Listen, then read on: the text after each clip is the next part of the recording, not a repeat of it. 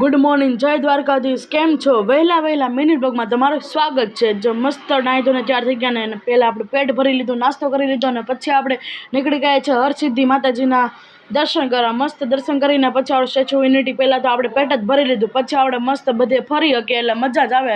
અને જો ફટાફટ આપણે એટલો ઉત્સાહ હતો ને જોવાનો સરદાર વલ્લભભાઈની મૂર્તિ, કારણ કે 82 ફૂટ ઊંચી એટલે જોવાનું તો બધાને.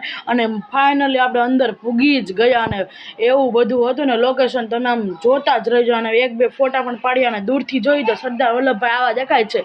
અને અંદર આપણે જઈએ જો અંદર પણ એનું મુખ કેવું સરસ, ના પણ આપણે ફોટા પણ પાછળ તેની મૂર્તિ હતી તે આપણે યુટ્યુબ ચેનલ આપણા મોટા બ્લોગમાં આવી ગઈ છે. અને જો મસ્ત નર્મદામાં વહેતું પાણીને નજીકથી જોઈ તો ઓહો, આપણે તો કીડી લાગી હોય એની બાજુમાં. અને જો આપણે ચાલવા જ મળ્યા ચાલો.